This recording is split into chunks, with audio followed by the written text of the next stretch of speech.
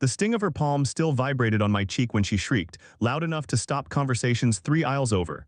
"He hit me, call the police."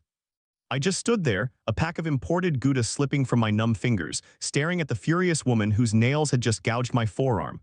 This was not how I'd planned my Tuesday grocery run. "Look guys, I'm Julian, and yeah, I'm only 17. But thanks to genetics, I'm 62 with a beard that fills out better than most guys twice my age.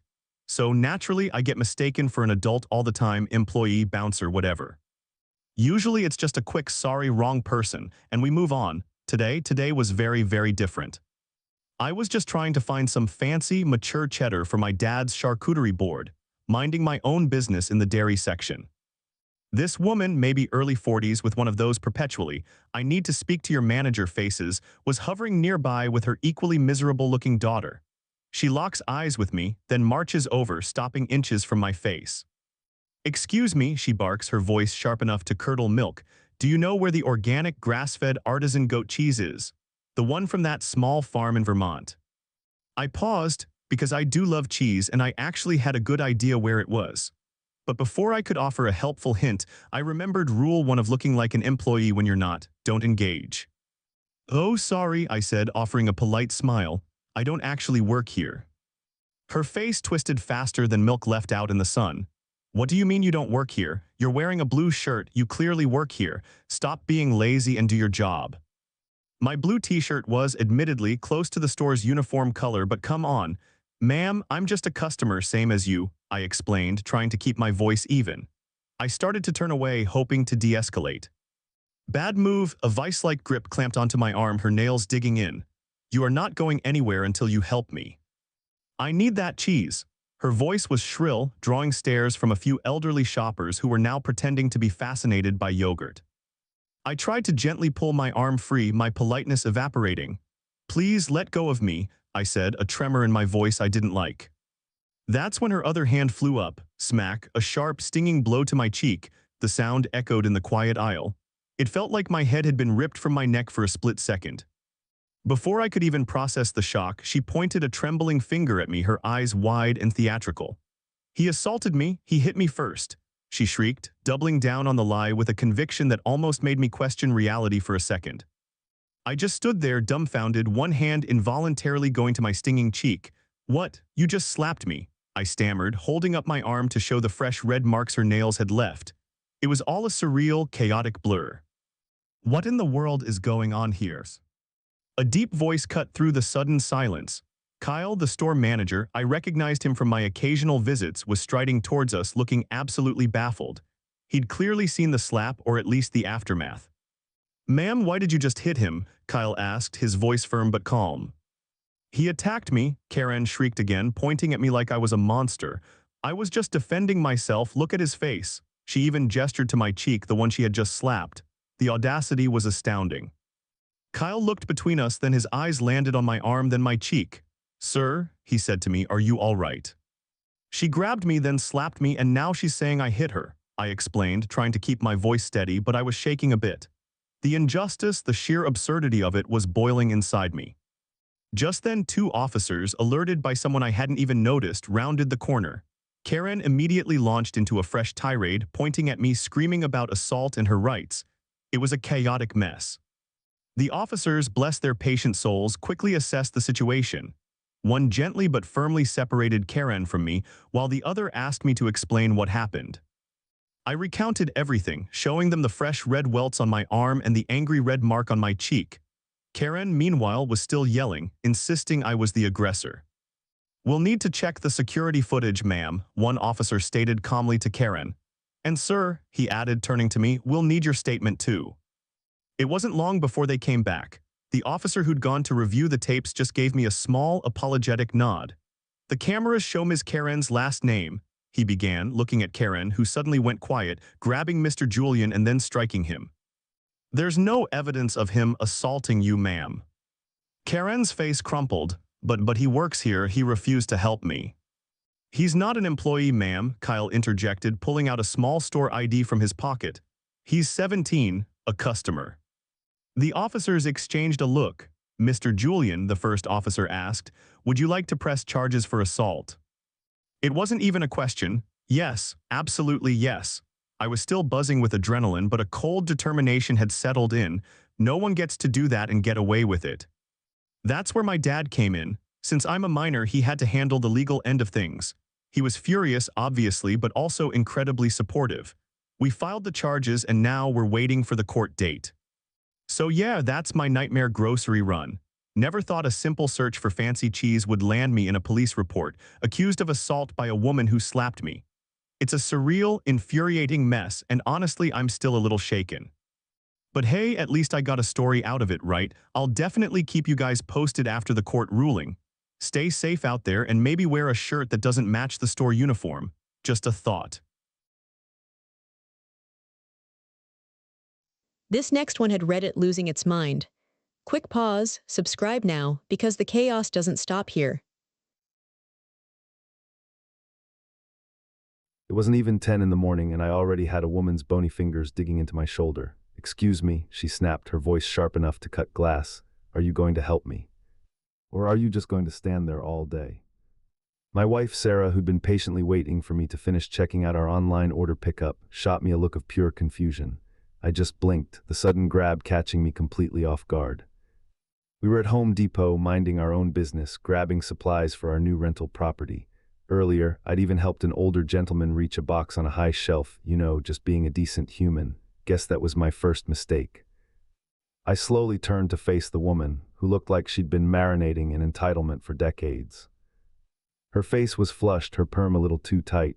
"Are you serious right now?" I asked, my voice dangerously calm. "Do you think it's okay to just grab someone?" Her eyes narrowed. "Don't you talk back to me. I saw you helping that other man. Now you're just standing around like you own the place. You people always think you can just slack off." The "you people" hung in the air, thick with unspoken prejudice, and suddenly my calmness started to crack. My jaw tightened. "Lady, you need to watch your mouth." "Watch my mouth," she shrieked, her voice rising several octaves. People in the neighboring aisles started to glance over. "I'm a paying customer and I demand service. You're deliberately ignoring me." "I am not an employee here," I stated, trying to keep my voice even, though a muscle was starting to twitch in my cheek. "And even if I was, you absolutely do not get to grab me or insult me." That set her off. "Oh, so now you're refusing to help. I know you work here. What's your name? I'm going to have you fired." She pointed a shaky finger at my chest, almost poking me. "You're incompetent, useless." Sarah stepped forward then, her hand going to my arm. "Ma'am, he really doesn't work here. We're just trying to pick up an order." The woman ignored Sarah entirely, her glare fixed on me. "I want to speak to your manager, right now." Honestly, at this point I was just done, and a little ticked off. "You know what?" I said, a slight smirk playing on my lips. "That's a fantastic idea. Go get one. I'll wait." I even gestured dramatically towards the back of the store. She huffed, puffed, and then stomped off, muttering threats about my employment status and overall character. Sarah just shook her head, a worried but amused look on her face. "You really know how to pick 'em, babe," she whispered. A few minutes later, Karen came back, dragging a weary-looking manager behind her.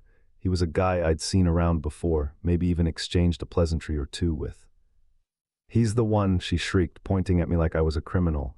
"This man assaulted me, insulted me, and refused to do his job. He should be fired immediately." The manager took one look at me, then at Karen, then back at me. A slow smile spread across his face, and he actually started to chuckle. Not a polite little chuckle, but a full-blown, belly-laughing kind of chuckle. Karen's face turned from an angry red to a ghostly white as the manager, wiping tears from his eyes, finally managed to stammer out, "Ma'am, Khalid doesn't work here." He took another breath, fighting another wave of laughter. "He's a customer." "Just like you." The color drained completely from her face. Her jaw went slack. The realization hit her like a ton of bricks, and for a glorious few seconds, she was completely speechless. "Oh, and for the record," I chimed in, stepping forward a bit, "I didn't assault you. You grabbed me. And the insulting part came after you started with the you people stuff. But hey, if you want to verify that, I'm happy to go to the security office with you. The cameras will have a pretty clear view of the whole interaction." Her eyes darted between me, Sarah, and the still giggling manager. She looked utterly humiliated. I apologize," she mumbled, barely audible. "I made a mistake." The manager, finally composed, gave her a stern look. Indeed you did, ma'am, and that kind of behavior, especially physically grabbing other customers and making derogatory comments, isn't tolerated here. You're lucky Mr. Khalid here isn't pressing the issue further. We went into the office anyway, mostly so she could see the footage and fully grasp how she'd behaved. The playback was brutal. She saw herself lunge, saw her finger wagging, heard her own shrill voice. She mumbled another, slightly more sincere apology to me and the manager. I just nodded, a silent, "don't let it happen again," hanging in the air. As Sarah and I left the store, my wife squeezed my arm. "Khalid, you're the Karen whisperer," she laughed. Even the manager, still chuckling as he walked past us, called out, "The Karen whisper strikes again." It went viral when I posted it online, of course. People love seeing entitlement get knocked down a peg. So, yeah, I guess I'm the Karen whisperer now. Just a regular guy trying to buy some tiles who accidentally stumbled into a superpower. You never know what a trip to Home Depot will bring, right? Just remember, folks, sometimes all it takes is a little calm, a dash of stubbornness, and an offer to review the security footage, and even the most aggressive Karens will fold.